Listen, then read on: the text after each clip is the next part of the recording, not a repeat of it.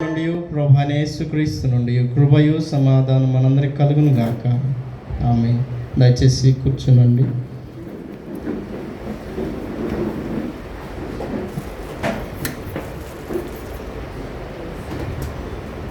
Mark సువార్త 8వ అధ్యాయము 2వ వచనం.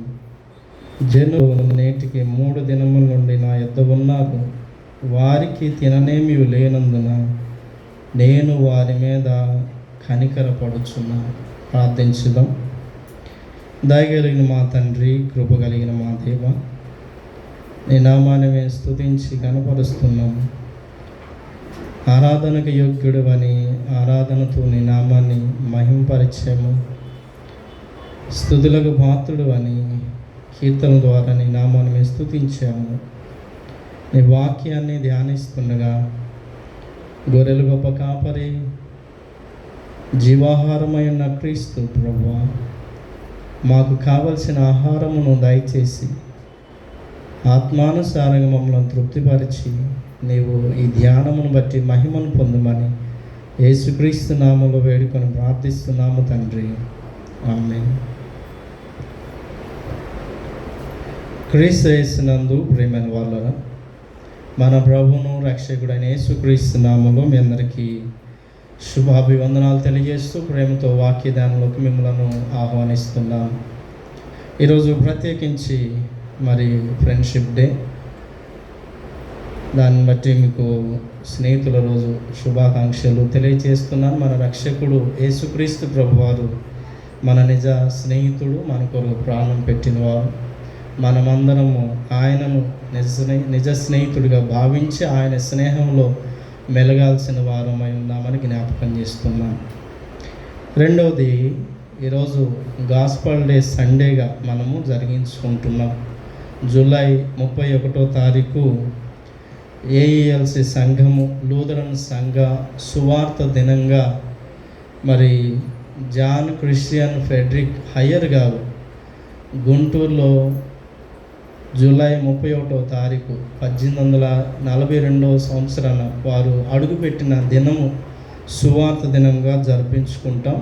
మరి 31వ తారీఖు గురువారం వచ్చినప్పుడు దానిని సండే జరిగించుకుందామని అందరం భావించడం వలన ఈరోజు గాస్పల్ డే సండేగా మనము జరిగించుకుంటున్నాము.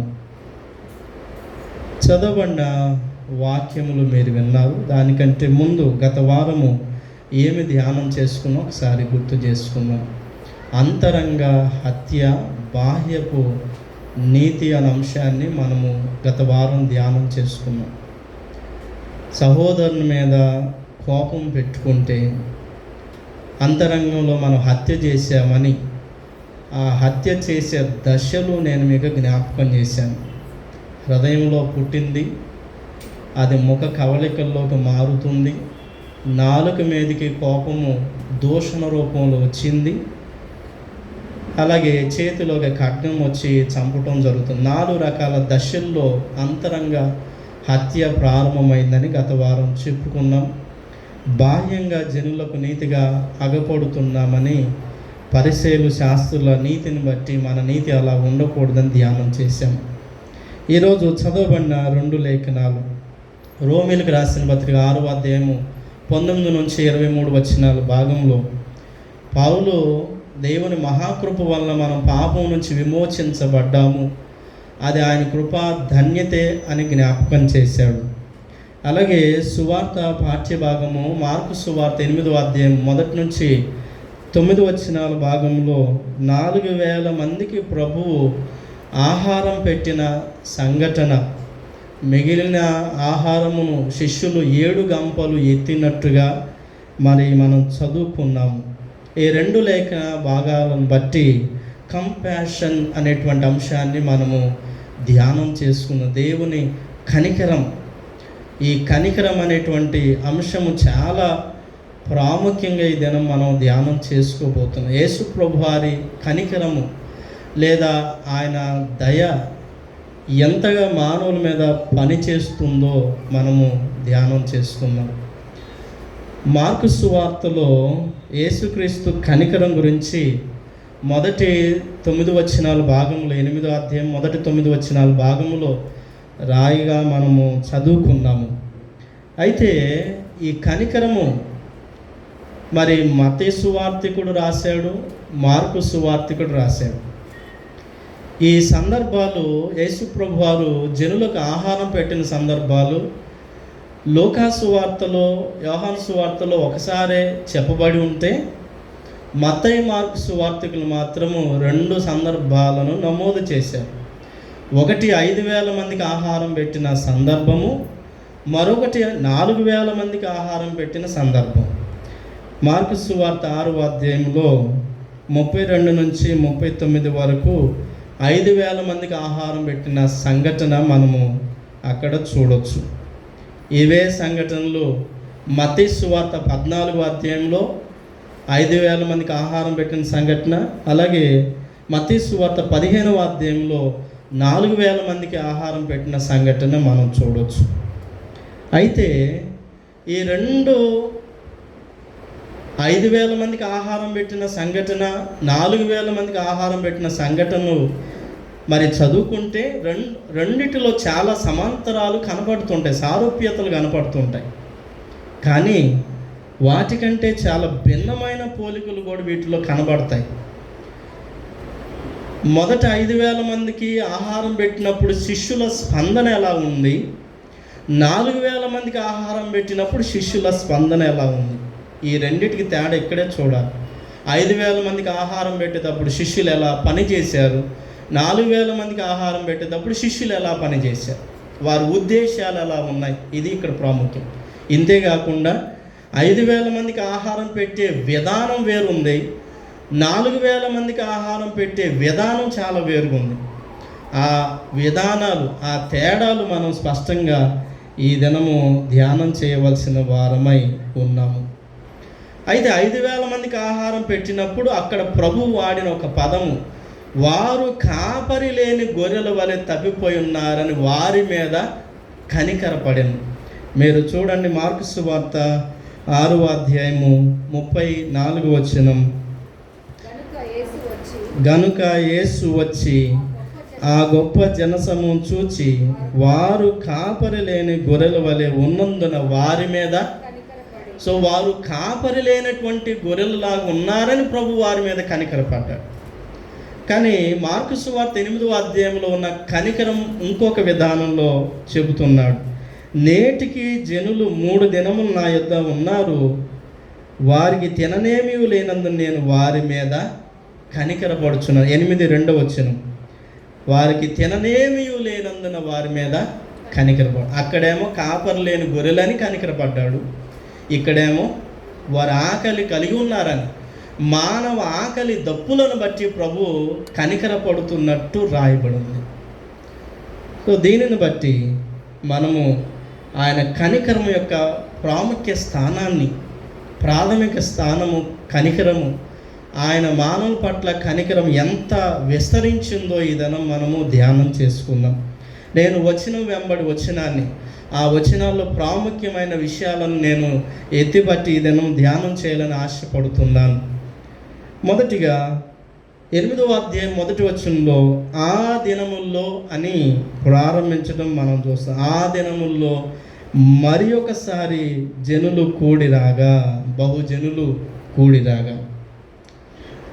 ఇన్ దోస్ డేస్, ఆ దినముల్లో అని ఇక్కడ ప్రస్తావించడంలో దీనిలో 2 విషయాలు మనం మొదట గమనించాల్సిన వారమై ఉన్నాం.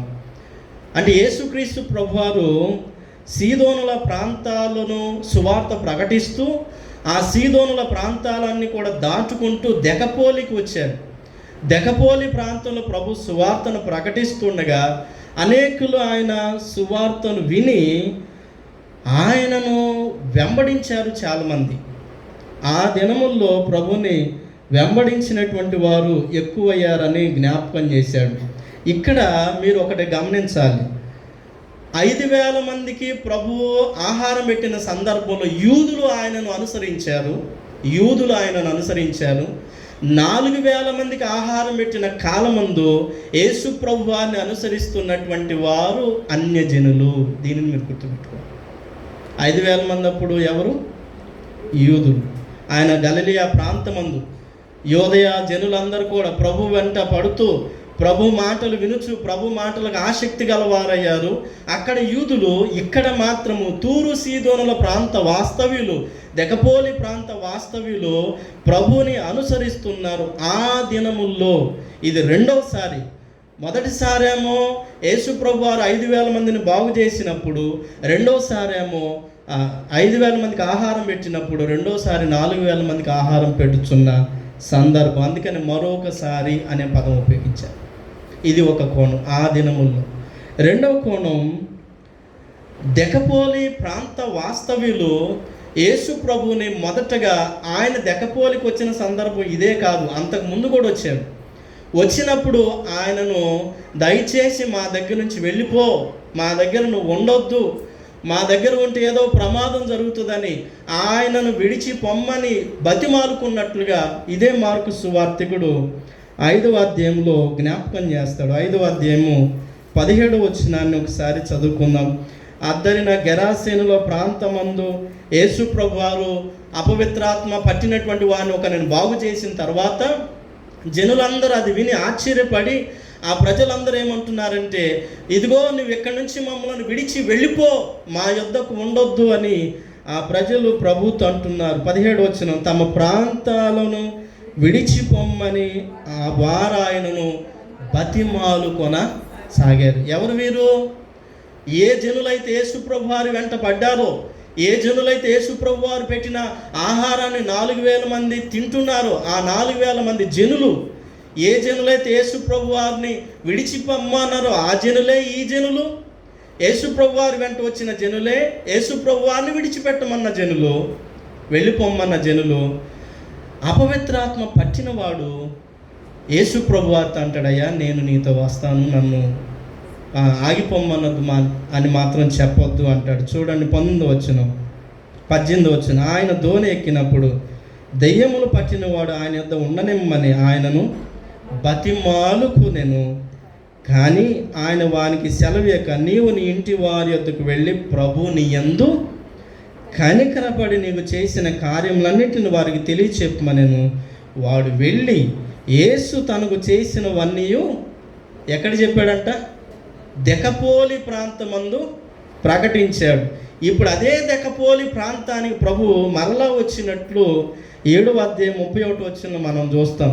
ఆయన మరలా తూరు ప్రాంతములు విడిచి సీదోను ద్వారా దెకపోలి ప్రాంతముల మీదుగా ఆయన గలిలయ సముద్రమునకు వచ్చాను. కాబట్టి ఆ దినాలు ఏమిటి? ఆ దినాలంటే యేసుక్రీస్తు ప్రభువారు తూరు సీదోనుల ప్రాంతాల్లో ప్రయాణించిన దినాలు ఒకటైతే, రెండోది యేసుక్రీస్తు ప్రభువారిని వద్దు వెళ్ళిపో అని చెప్పిన దినాల్లో ఉండినటువంటి ప్రజలే యేసుక్రీస్తు ప్రభువారి కనికరానికి పాత్రులు అవుతున్నారు. ఆ దినములు దెకపోలి ప్రాంత ప్రజలు ప్రభుని వద్దన్నవారు, ఏ అపవిత్రాత్మ పట్టినవాడు ఆ ప్రాంతమంతా సువార్త ప్రకటించారు, వారు విని ఆ ప్రజలు యేసు ప్రభు వారి వెంట పడటం ప్రారంభం చేశారు. అందుకనే కొన్నిసార్లు దేవుని కనికరం మనకి తప్పుగా అనిపిస్తుంది. కొన్నిసార్లు దేవుని కనికరం, దేవుని అద్భుతాలు, దేవుని మహత్కార్యాలు మనకి చాలా చులకనగా లేకపోతే ఏదో రకంగా అనిపిస్తూ ఉంటాయి. అందువలన కొన్ని దేవుని కనికరాలను మనం అంగీకరించలేని దశలో ఉండొచ్చు, లేకపోతే మూర్ఖత దశలో ఉండొచ్చు, లేకపోతే అవివేకపు దశలో ఉండొచ్చు. అవివేకపు దశలో ఉన్నప్పుడు దేవుని కనికరం మనకు అర్థం కాలేదు. ఎప్పుడైతే దేవుని కనికరాన్ని కళ్ళారా చూడటం ప్రారంభం చేశారు, అదే దెకపోలిలో ఒక చెవుడు నత్తి గలవాడిని ప్రభు బాగు చేసిన తర్వాత జనులు వెంటబడటం ప్రారంభం చేశారు.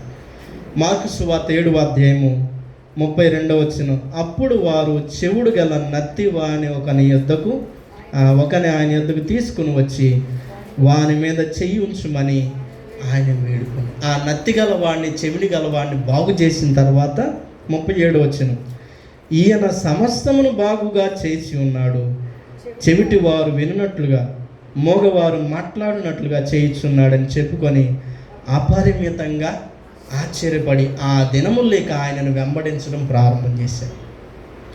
సో దేవుని కనికరం మనలో చాలామందికి అర్థం అవ్వచ్చు, అర్థం కాకపోయి ఉండవచ్చు. కొన్నిసార్లు మన కఠినమైన మనస్సు వలన, మన మూర్ఖమైన మనస్సు వలన, అవివేకం వలన కొన్నిసార్లు దేవుని కనికరం మనకు అర్థం కాకుండా పోయి ఉండొచ్చు. ఏ జనులైతే ప్రభువుని విడిచిపెట్టమని చెప్పారో, ఏ జనులైతే ప్రభువుని వెళ్ళిపోమని మరి బతిమాలుకున్నారు, ఏ జనులైతే నువ్వు మా యొద్ద ఉండటానికి వీల్లేదని చెప్పారో, ఆ జనులే ప్రభువుని తమ యొద్ద ఉండమని ప్రభువు వెంట పడుతూ 3 దినాలు ఆయనతో ఉండిపోయారు. సో ఆ దినాలని దేవుని వాక్యము జ్ఞాపకము చేస్తుంది. రెండవది, మార్కు సువార్త 8వ అధ్యాయము.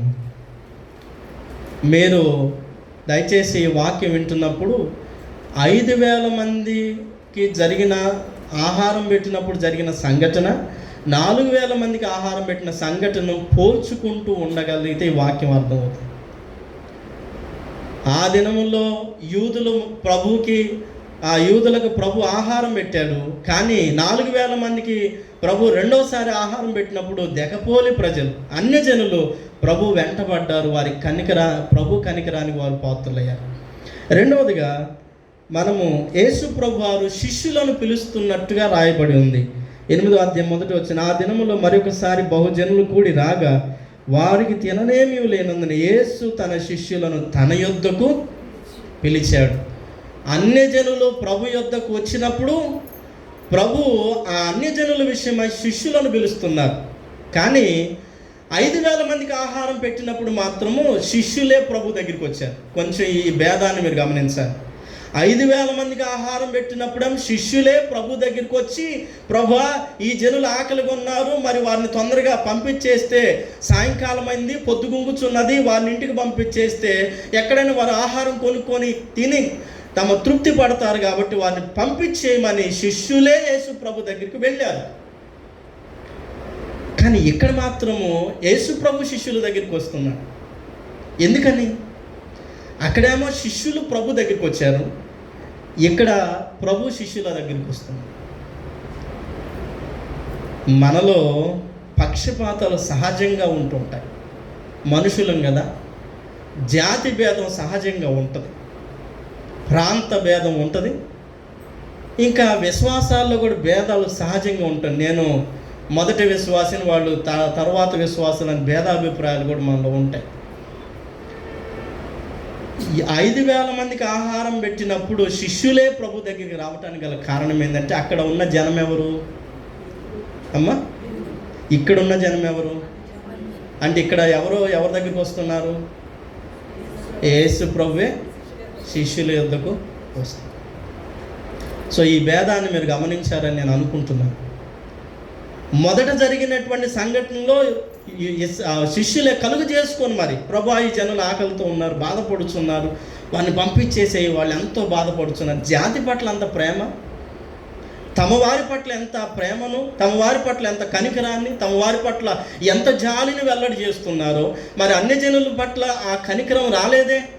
అన్యజనుల పట్ల శిష్యులు అంత శ్రద్ధను వహించలేదే? అన్యజనుల పట్ల అంతగా మనసు ఎందుకు పెట్టలేకపోయారు శిష్యులు? మార్కు సువార్త 6వ అధ్యాయంలో మీరు చూస్తే 34 వచ్చిన 35 వచ్చిన ఒకసారి చదువుకుందాం.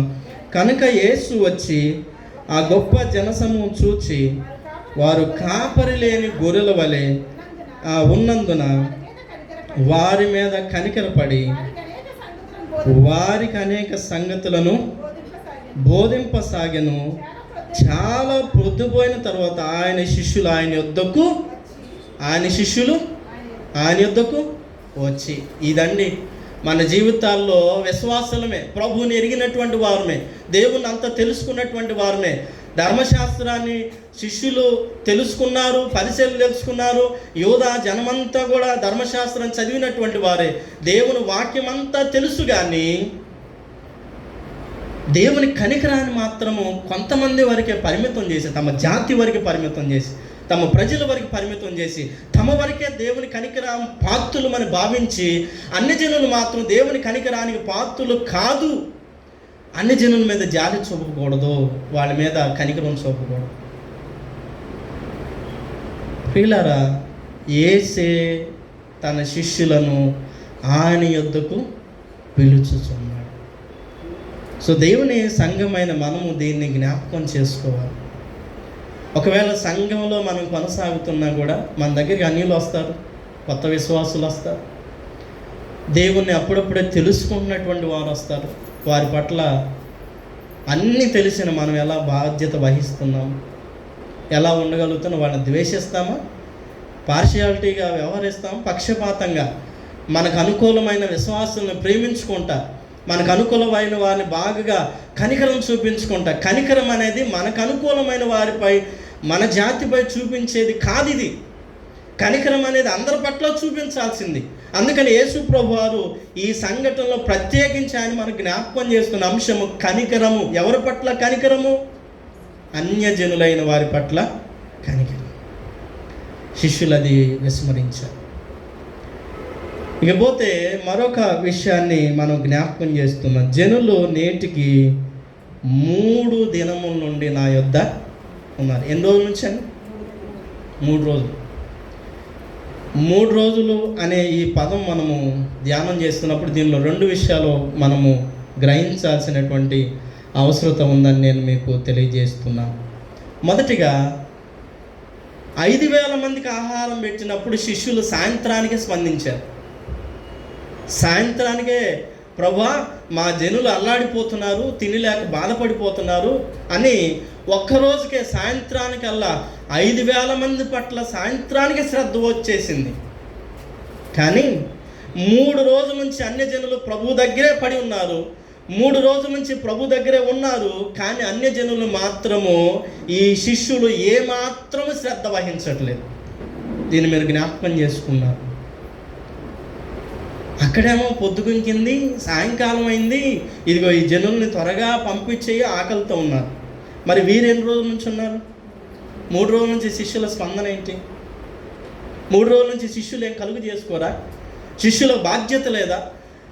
యూదుల పట్ల ఉండిన బాధ్యత, తమ వారి పట్ల ఉండిన బాధ్యత, మరి అన్ని జనులైనటువంటి వారి పట్ల అటువంటి బాధ్యత లేదా? శిష్యులు 3 దినముల వరకు ఏమీ మాట్లాడని వారై, స్పందించని వారై ఉంటుండగా 3 రోజుల వరకు ప్రభు వారిని పరీక్షిస్తూనే ఉండెను. సో ఇది ఒక కోణం. 3 దినాలు అనే దానిలో ఒక కోణం. మొదట 5,000 మందికి ఆహారం పెట్టినప్పుడు వెంటనే స్పందన వచ్చింది. 4,000 మందికి ఆహారం పెట్టినప్పుడు 3 రోజుల దాకా కూడా స్పందన రాలేదు. శిష్యులైన వారు ఎక్కువ మంది యూదులే ఉన్నారు, అవునా కదా? మరి వాళ్ళకు ఉంటుంది కదా పక్షపాతం, సహజంగా మానవ నైజం. శిష్యులుగా పిలువబడ్డారు కానీ ఇంకా అపోస్తలుగా వారు పరిపక్వతలోకి రాలేదు. అందుకనే ఈ జాతి భేదాన్ని తప్పకుండా చూపిస్తున్నారు. అన్యులతో మాట్లాడరాదు, అన్యులను పలకరించకూడదు, అన్యులతోటి దగ్గరికి రాకూడదు.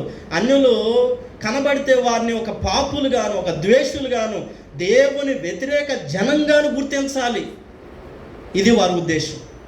అందుకే యేసు ప్రభు వారి దగ్గరికి సురేఫెనిక స్త్రీ వచ్చింది. దీనికి ముందు జరిగిన సంఘటన ఇది. సురేఫెనిక స్త్రీ వస్తే ఆ ఫెనిక స్త్రీ ప్రభుని అడుగుతుంది, ప్రభువా నా కుమార్తెకు దెయ్యం పట్టింది, దయచేసి నా కుమార్తెను బాగు చేయమని ఆమె బతిమలాడుతుంటే శిష్యులు ఆమె పట్ల ఎంతగా, ప్రభువా ఈమెను అసలు ఇక్కడి నుంచి పంపించేసి, ఈమెను కృపకు పాత్రురాలు కాదు, ఈమెని కనికరానికి పాత్రురాలు కాదు, అసలు ఈమెను బాగు చేయటానికి, ఆమెను కుమార్తెను బాగు చేయటానికి ఆమె అర్హురాలు కూడా కాదు, ఆమెను అసలు పంపించేయని ప్రభువుని శిష్యులు బలవంతం చేస్తారు.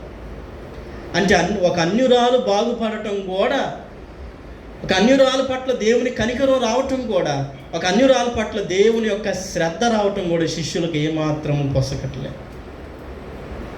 సో 3 దినాలైనా కూడా ప్రజలను అలాగే విస్మరించేశారు శిష్యులు. ఇది ఒక వర్షం. రెండవది, 3 దినములైనది అని మనం మాట్లాడుతున్నప్పుడు 3 దినాలు ప్రజలు ఆహారం లేకుండా ఎలా ఉన్నారు? ఇది మన ప్రశ్న. 3 దినాలు అంటే వారు ఆహారం తెచ్చుకోలేదని కాదు, తెచ్చుకొని ఉంటారు, భుజించి ఉంటారు, తెచ్చుకున్నది అయిపోయి ఉంటుంది. ఒకరోజు వరకు తెచ్చుకుంటారు కదా సహజంగా, మిగిలినది అయిపోయి ఉంటుంది. కానీ వారు 3 రోజులు కూర్చోవటంలో ఏమిటి దాని అర్థము అని అంటే, 3 రోజులు ప్రభువు మాటల్లో వారు తమ ఆకలిని మర్చిపోయారు, ప్రభు మాటల్లో తమ బాధను మర్చిపోయారు, ప్రభు మాటల్లో తమ శారీరక భౌతిక అవసరతలను మరిచిపోతూ ఒకవేళ ఆకలి కొన్నా కూడా దానిని పట్టించుకోనటువంటి స్థితికి, ఆత్మీయ స్థితికి చేరారు వాళ్ళు. ఇక పాత నిబంధనలు చాలా చక్కటి మాట ఉంటుంది. మనుషులు రొట్టె చేత మాత్రమే కాదు కానీ యెహోవా నోటి నుండి వచ్చిన ప్రతి మాట వలన నరులు బ్రతుకుతారు. ద్వితీయోపదేశకాండము 8వ అధ్యాయం 3వ వచనాన్ని మనం చదువుతాం. ద్వితీయోపదేశకాండము 8వ అధ్యాయము 3వ వచనం చదువుదాం.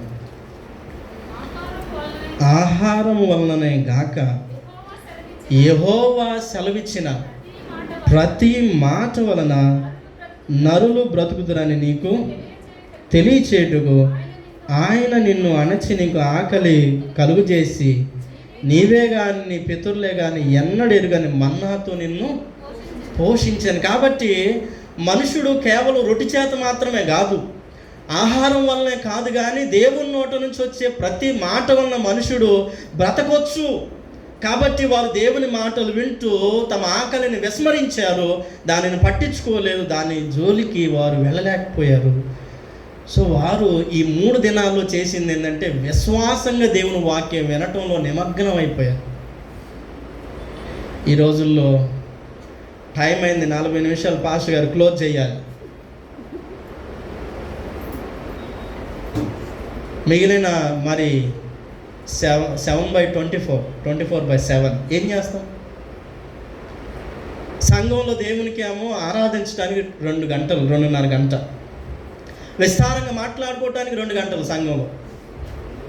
కానీ దేవుని మాత్రము వాక్యం వినటానికి మాత్రం మనకు సమయం మితంగా ఉండాలి. 45 నిమిషాలు దేవుని వాక్యం మాత్రం విని అంత మించితే మాత్రం చప్పట్లు, సౌండ్లు, లేకపోతే నిద్ర అవన్నీ వచ్చేస్తాయి మనకి. ఎన్ని దినాలు విన్నారు వాళ్ళు? 3 దినాలు వారు ఏం మర్చిపోయారు? ఆకలి మర్చిపోయారు. కానీ ఆకలి లేకుండా లేదు, ఆకలితోనే ఉన్నారు, ఆకలి దప్పులతోనే ఉన్నారు, బాధపడుతూనే ఉన్నారు. కానీ దేవుని వాక్యాహారము వారి ఆకలి దప్పులను మైమర్పించింది. దేవుని వాక్యము తమను తాము ఏమి కావాలో భౌతిక అవసరతలను విస్మరించినట్లుగా చేయగలిగింది దేవుని వాక్యం. సో దేవుని వాక్యానికి వారు శ్రద్ధ వహించారు, ఆ విశ్వాసంతో ఉన్నారు. ఆ వాక్యము వారి యందు పనిచేసింది, ఆకలిని మర్చిపోయారు. ఇదే 3 దినాల్లో ప్రభు శిష్యులను కూడా పరీక్షించడం ప్రారంభం చేసి, శిష్యుల ఆసక్తి ఈ 3 దినాల నుంచి మరి ప్రజలందరూ ఎక్కడే పడి ఉంటున్నారు, ప్రభు మాటలు వింటున్నారు, ప్రభు కోసమై ఆతృత గలవారే ఉన్నారు. 3 దినాలు శిష్యుల స్పందన కోసం కూడా ప్రభు ఎంతో నిరీక్షించారు. సో ఈ 3 దినాల్లో శిష్యుల నుంచి స్పందన రాలేదు, ఈ 3 దినాల్లో శిష్యులు మాట్లాడలేదు, ఈ 3 దినాల్లో శిష్యులు ప్రజల పట్ల ఆసక్తి లేదు. కానీ ఈ 3 దినాల్లో ప్రజలు మాత్రం ప్రభు మీద ఆసక్తి పెంచుకున్నారు. ఈ 3 దినాలు ప్రజలు దేవుని వాక్యం విన్నారు. ఈ 3 దినాలు ప్రజల ఆకలి దప్పులను మరిచిపోయారు. కాబట్టి 3 దినాలు వారి జీవితంలో ఎంత బలంగా పనిచేసింది, శిష్యుల జీవితంలో ఎంత వ్యర్థమైపోయిందో మనం జ్ఞాపకం చేసుకోవాలి. చాలా చక్కటి మాట, దినములు చెడ్డవి గనుక సమయమును అశ్రద్ధ కలిగిన వారమే ప్రవర్తించగా జ్ఞానుల వలె నడుచుకున్నాం. అజ్ఞానుల వలెగా అజ్ఞానం. 3 దినములు దేవుని రాజ్యంలో చేరుతున్న వారి పట్ల అశ్రద్ధ వహించినటువంటి శిష్యులను మనం జ్ఞాపకం చేసుకోం. సో దేవుని ప్రియబిడ్డలారా, సంఘ వ్యవస్థలో కూడా మనకి అనేకులు సంఘంలో చేరుతున్నారు. వారి పట్ల మన బాధ్యత ఏంటి? ఎలా వ్యవహరిస్తున్నాం? పక్షపాతంగానా, లేకపోతే ద్వేషంతోనా? వారు కాదు మేమే దేవుని ప్రజలు అనే భావంలోకి వెళ్తున్నామా?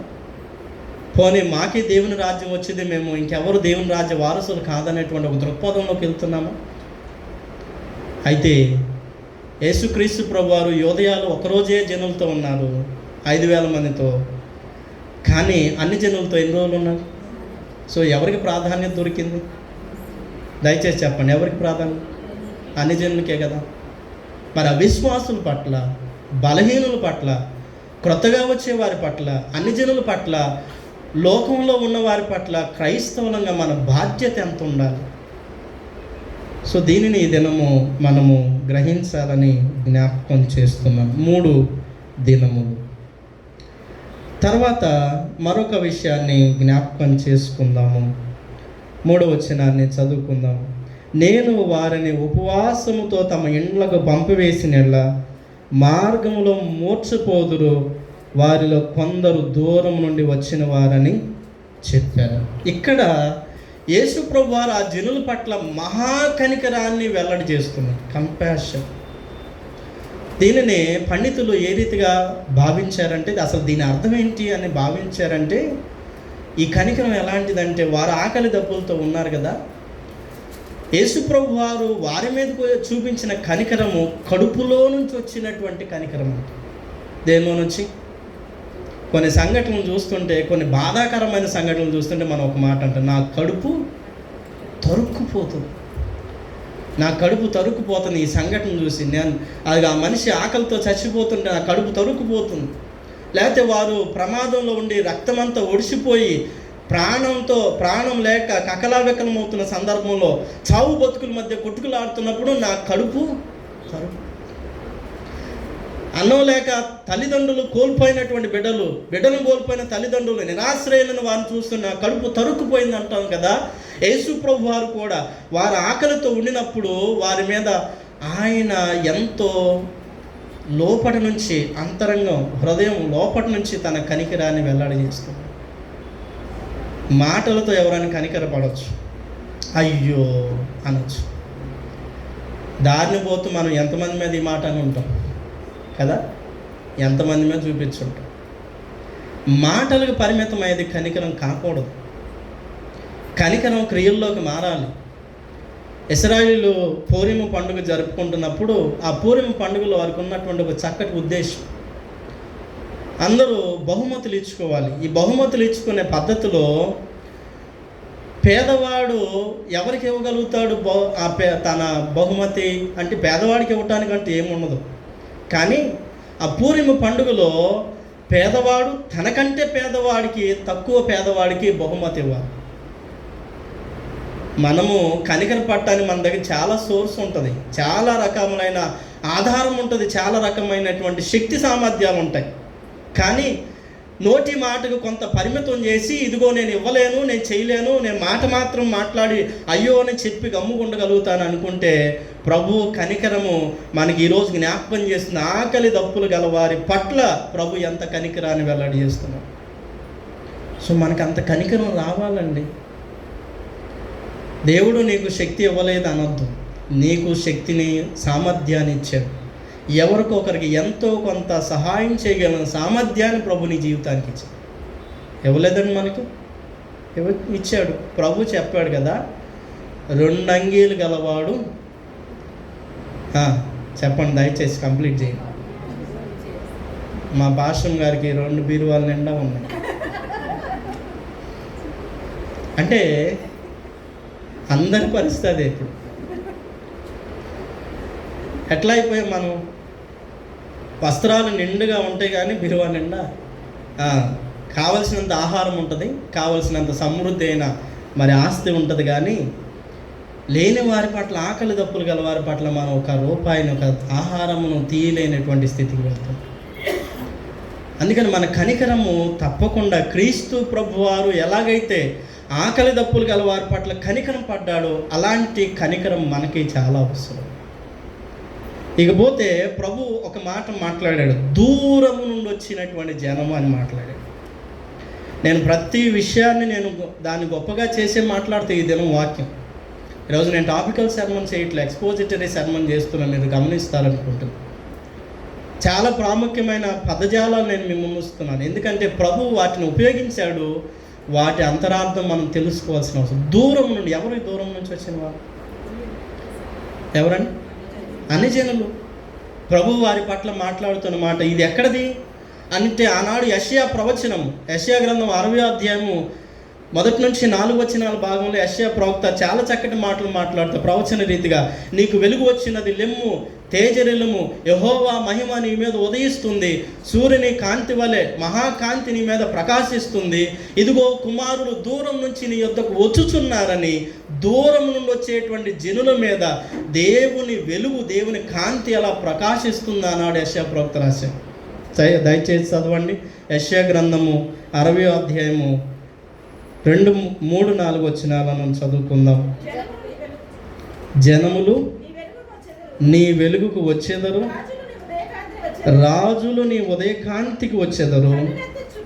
కన్నులెత్తి చుట్టూ చూడుము, వీరందరూ కూడుకొని నీ యొద్దకు వచ్చున్నారు.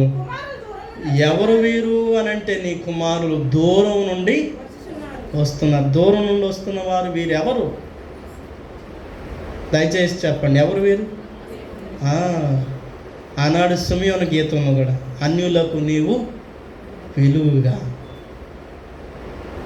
అన్యులకు నీవు ఎంత చక్కగా వెలుగుగా ఉన్నావు. మనం పాడుకున్న కీర్తన అది, యెహోవా నా బలము. యథార్థమైన చివరి చరణం ఒకసారి దాన్ని పాడుదాం. యెహోవా జీవము గల దేవ, బహుగా స్తుతులకు అర్హుడ నీవే. యెహోవా జీవము గల దేవ, బహుగా స్తుతులకు అర్హుడ నీవే. అన్యజనులలో ధన్యత చూపుచు, అన్యజనులలో ధన్యత చూపుచు, హల్లెలూయా స్తుతిగానము చేసేదం, హల్లెలూయా స్తుతిగానము చేసేదం. యెహోవా నా బలమా, యథార్థమైనది నీ మార్గం, పరిపూర్ణమైనది నీ మార్గం. యెహోవా అన్యజనుల్లో ఏం చూపిస్తున్నాడంట? ధన్యత. అన్యజనులకు తన మహాకృపను, అన్యజనులకు తన వెలుగుని, దూరం నుండి వచ్చిన జనులందరికీ కూడా తన దయాదాక్షిణ్యాలను, తన కనికరాన్ని వెల్లడి చేస్తున్నాడు. మొదట వారు ప్రభువుని వదులుకున్నప్పటికీ, మొదట వారు ప్రభువుని ద్వేషించినప్పటికీ, మొదట ప్రభు వారిని వద్దు పో అని బతిమలాడినప్పటికీ, తిరిగి రెండవసారి ప్రభు వారు యొద్దకు వచ్చినప్పుడు ప్రభు వారి మీద కనికరపడారు. అపవిత్రాత్మ పట్టిన వారితో ప్రభు చెప్పింది అదే, నా కనికరం గురించి వెళ్ళి నీ ఇంటిలో చెప్పు. ఆ ఇంట్లో చెప్పమంటే వారు దెకపోలి ప్రాంతం అంతా, దెకపోలి 10 పట్టణాలు కలిగిన ప్రాంతం, ఆ ప్రాంతం అంతా చెబితే వారు తిరిగి ప్రభు యొద్దకు వచ్చారు. దూరం నుండి వచ్చిన జనులు ప్రభు కృపకు పాత్రులయ్యారు, ప్రభు కనికరానికి పాత్రులయ్యారు. అందుకని ఆదిమ సంఘంలో కూడా దూరస్తుల గురించి రాయబడిన, దూరస్తుల గురించి మాట్లాడటం మనం చూస్తాం. అపోస్తల కార్యములు 2వ అధ్యాయము 39వ వచనంలో దేవుని వాగ్దానం ఒకటి జ్ఞాపకం చేస్తారు. ఏంటి ఈ వాగ్దానం అంటే, ఈ వాగ్దానం బాప్తిస్మం వల్ల కలుగుతున్నటువంటి వాగ్దానం, రక్షణ సంబంధమైన ఈ వాగ్దానం ఎవరికి అనంటే, మీకును మీ పిల్లలకును దూరస్తులకును కూడా ఈ వాగ్దానం. అపోస్తల కార్యములు 2వ అధ్యాయము 39వ వచనాన్ని ఒకసారి చదవండి.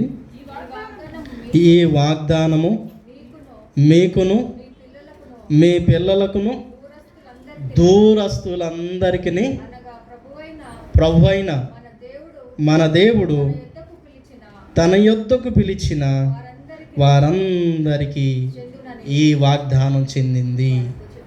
యూదులకు చెందింది, వారి పిల్లలకు చెందింది, గ్రీకులకు చెందింది, రోమీలకు చెందింది, యూదేతరులకు చెందింది. ప్రపంచంలో దూరస్తులైనటువంటి వారందరికీ, అనగా ఈ రక్షణ ప్రణాళిక లోకమంతటికి, ఆయన కనికరం లోకమంతటికి వచ్చింది. అందుకని ఎఫెసీ పత్రికలు అంటాడు, మునుపు దూరస్తులైన మీరు ఇప్పుడు క్రీస్తు కృప వలన, ఆయన రక్తం వలన మీరు ఇప్పుడు సమీపస్తులయ్యారు. ఎఫెసీ పత్రిక 2వ అధ్యాయము 11, 12, 13 వచనాలు ఈ మాటలు చూస్తాం. మునుపు దూరస్తులైపోయారు. దేవుడు తెలియనటువంటి ప్రజలు, దేవుడు యెహోవా దేవుడు అంటే ఎరుగనటువంటి ప్రజలు ఇప్పుడు ఆయన రక్తం ద్వారా సంధి చేయబడి ఆయనకు సమీపస్తులయ్యారు. కాబట్టి ఆయన మరణము దూరస్తులైన వారిని సమీపస్తులుగా మార్చింది. ఆయన మహాకనికరము దూరస్తులైన అన్ని జనులను దగ్గరికి తీసుకొచ్చింది, రక్షణలోకి తీసుకొచ్చింది. అదే మనం చదువుకున్న రోమపత్రిక 6వ అధ్యాయము చివరి మాటల్లో మనము చదువుకున్న మాటలు ఒకసారి జ్ఞాపకం చేసుకుందాం. 22వ వచనం, ఆయనను ఇప్పుడు పాపము నుండి విమోచింపబడి దేవునికి దాసులైనందున పరిశుద్ధత కలుగుటయే మీకు ఫలము, దాని అంతము నిత్య జీవము. ఏలయనగా పాపం వల్ల వచ్చే జీతము, అయితే దేవుని కృపావరం మన ప్రభువైన యేసుక్రీస్తునందు ఈ కృపావరము అందరికీ, దూరస్తులైన వారందరికీ కృపావరం వచ్చింది. ఆయన కనికరం అందరికి పాత్రులుగా చేసింది. సో దేవుడే అంగీకరిస్తున్నప్పుడు మనం ఎవరు అండి దూరం చేయటానికి? దేవుడే దగ్గరే చేర్చుకుంటున్నప్పుడు మనం ఎవరు కాదంటానికి? దేవుడే అందరూ తన పిల్లలుగా భావిస్తున్నప్పుడు మనం మాత్రం సపరేట్ చేయటానికి మనం ఎవరు? సో దేవుని కనికరం దూరస్తులైన వారి మీద కూడా వస్తున్నది. దీనికి మీరు జ్ఞాపకం చేసుకోండి. అలాగే మరొక విషయాన్ని నేను మీకు జ్ఞాపకం చేస్తాను. యేసు ప్రభు వారి శిష్యులతో చెప్తాడు, మీరు వీరికి ఆహారం పెట్టండి. అప్పుడు శిష్యులు ఈ అరణ్యంలో వీరికి ఆహారం ఎక్కడి నుంచి వచ్చిద్ది అని ఒక మాట ఉపయోగించారు. ఇంపాసిబుల్, అసాధ్యం అనే మాటను వాడుతున్నారు. 5,000 మందికి ఆహారం పెట్టినప్పుడు పంచింది ఎవరండి? దయచేసి చెప్పండి, పంచింది ఎవరు? 12 గంపలు ఎత్తింది ఎవరు? మరి అది చూసింది వాళ్ళే కదా, అది మోసింది వాళ్ళే కదా, అది పంచింది వాళ్ళే కదా, వాళ్ళు ఎత్తింది వాళ్ళే కదా. వెంటనే ఎంతో సమయం కాలేదు, ఎంతో రోజులు కూడా కాలేదు, వెంటనే ప్రభు 4,000 మందికి ఆహారం పెట్టమన్నప్పుడు ఇవి ఎక్కడి నుంచి వస్తుంది? ఇది అసాధ్యం కదా, ఇది సాధ్యమైనటువంటి అంశం కాదు కదా.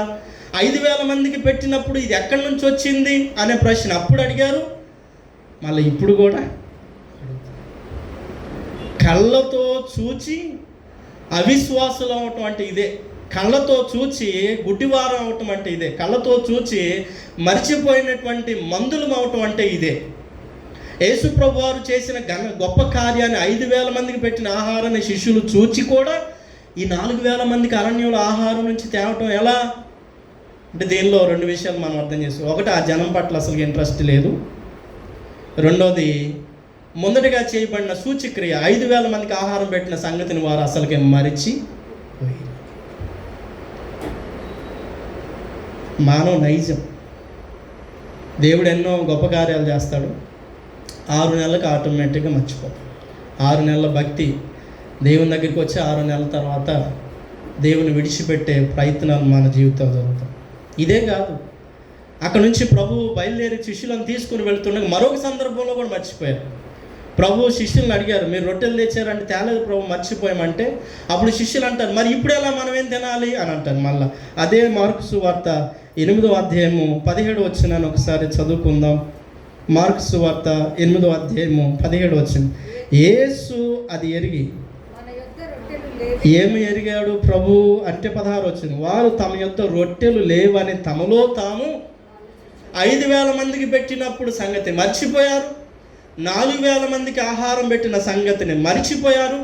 ఇప్పుడు తమకు కావలసిన ఆహారం విషయంలో కూడా అయ్యో ఇప్పుడు ఎలా, ఇప్పుడు ఏం చేయాలి, మనం ఇప్పుడు ఎలా తినాలి అని తమలో తాము ఆలోచన చేసుకుంటున్నప్పుడు ప్రభు అంటున్నాడు 17 వచనం, యేసు అది ఎరిగి, మన యొద్ద రొట్టెలు లేవని మీరెందుకు ఆలోచించుకొనుచున్నారు? మీరింకను గ్రహింపలేరా, వివేచింపలేదా? మీరు కఠిన హృదయం గలవారై ఉన్నారా? మీరు కన్నులుండి చూడరా, చెవులుండి జ్ఞాపకం అస్సలు చేసుకోరా కదా. జ్ఞాపకం చేసుకో. కన్నులుండి కళ్ళతో చూసిన గొప్ప కార్యాలు గ్రహించలేం, చెవులతో విని వాటిని విస్మరించేసాం, లేకపోతే స్వతహాగా దేవుని కార్యాలను అనుభవించి ప్రత్యక్షంగా చూసి కూడా వాటిని వివేచింపలేనటువంటి మందమతులంగా మారితే శిష్యులు ప్రభువుని అడిగి, ఇది ఎలా సాధ్యం? ఈ 4,000 మందికి అరణ్యంలో ఎక్కడి నుంచి భోజనం తేవాలి? మనం కూడా ఇలాగ మారిపోతున్నామేమో, ఒక అవిశ్వాసంగా, ఒక మరిచిపోయేటువంటి వారు. 78వ సంకీర్తనలో ఇశ్రాయేలీల జీవన చరిత్ర గురించి ఆసాపు కీర్తన రచించాడు. ఆ కీర్తనలో ఆసాపు భక్తుడు ఇశ్రాయేలీల జీవితాల్లో ప్రాముఖ్యమైన ఒక విధానాన్ని జ్ఞాపకం చేస్తున్నాడు. ఏంటి అని అంటే, వారు ఐగుప్తు నుంచి దాటిన సంగతి మరిచిపోయిరి, వారు ఎర్ర సముద్రం దాటిన సంగతిని మరిచిపోయిరి, వారు బండలో నుంచి నీళ్లు తాగిన సంగతి మరిచిపోయిరి, వారు ఆకాశం నుంచి మన్నా కురిపించబడిన సంగతి తిన్నా సంగతి మరిచిపోయిరి, వారు సోయాను క్షేత్రమందు జరిగిన సంగతులు మరిచిపోయిరి, అమాలేకీయులతో యుద్ధం గెలిచిన సంగతులు మరిచిపోయిరి. ఇవన్నీ ఎవరు జయించారు? యెహోవా దేవుడు చేయించలేదా? వారు చూడలేదా? కానీ 78వ సంకీర్తన అంతా కూడా వారు మరిచిపోయిరి, వారు స్మరణకు తెచ్చుకోలేదు, వారు గ్రహించలేదు, వారు జ్ఞప్తికి తెచ్చుకోలేదు. 11వ వచనం చదువుదాం. ఆయన క్రియలను, ఆయన తనకు చూపిన ఆశ్చర్య కార్యాలను వారు ఏం మర్చిపోయారటండి? ఆశ్చర్య కార్యాలను మరిచిపోయిరి. 32వ వచనం. ఎంత జరిగినను వారు ఇంకను పాపం చేయొచ్చు, తమ ఆశ్చర్యకారం బట్టి ఆయనను నమ్ముకొనలేకపోయిరి. 42వ వచనం. విరోధుల చేతిలో నుండి ఆయన తమను విమోచించిన దినమునైనను వారు స్మరణకు తెచ్చుకొనలేదు. 43వ వచనం. ఐగుప్తులో తన సూచక్రియలను, సోయాను క్షేత్రము తన అద్భుతమును ఆయన చూపిన దినమును వారు జ్ఞప్తికి తెచ్చుకోలేదు. సో దేవుని క్రియలన్నీ మన జీవితాల నుంచి వెడిలిపోతున్నాయి. ఒకసారి పుట్టుక నుంచి మనం కనుక తలంచుకుంటే ఒకటి తర్వాత ఒకటి ప్రతి క్షణము లేకపోతే ప్రతి నిమిషపు సంగతులను తలంచుకుంటే మన జీవితంలో దేవుడు మహాకృప, మహాశ్చర్యకారాలన్నీ అద్భుతంగా కనపడుతుంటాయి. కానీ స్మరణకు తెచ్చుకో, మానవ నైజంలోకి మనం వెళ్ళిపోతున్నాం. శిష్యులు దేవుని కార్యాలను అసాధ్యమని భావించడం ప్రారంభం చేశారు. దేవునికి అసాధ్యమైనది ఏదియు ఆయనకు సమస్తము సాధ్యం. నమ్ముట నీ వలన అయితే నమ్ము, ఆయనకి సమస్తము. నువ్వు నమ్ము. నీ అనారోగ్య విషయంలో ప్రభు సాధ్యం చేసి చూపించు. నువ్వు నమ్ము. దేవుడు నీ పట్ల ఘనకార్యాలు చేయబోతు చూడు. కంటితో చూచి, చెవులతో విని, స్పష్టంగా తేటతెల్లంగా ప్రత్యక్షంగా అన్నీ అనుభవించి మళ్ళా ప్రభు శక్తిని, ప్రభు బలాన్ని, ప్రభు ఆశ్చర్యకార్యాలను సందేహిస్తే ఎలా? సో శిష్యులు ఇప్పుడు వీరికి ఎలాగున ఆహారం పెట్టాలని భావించి మళ్ళీ తర్వాత యేసు ప్రభు వారి శిష్యులతో అన్నారు, వారిని కూర్చోబెట్టి మీరు వారికి వడ్డించడం ప్రారంభించడని చెప్పి ఆయన కృతజ్ఞతాస్తుతులు చెల్లించి వారికి రొట్టెను ఇచ్చినట్లుగా జ్ఞాపకం చేశారు. చూడండి, మార్కు సువార్త 8వ అధ్యాయము 6వ వచనాన్ని చదువుకుందాం. 8వ అధ్యాయము 6వ వచనం. అప్పుడు ఆయన నేల మీద కూర్చున్న జనులను ఆజ్ఞాపించి ఆ 7 రొట్టెలు పట్టుకొని కృతజ్ఞతాస్తుతులు చెల్లించి ఏం చేశాడని? ఆయన ఎప్పుడు ఒకసారి విరిచినట్టున్నాడు. ఎప్పుడు అన్నది?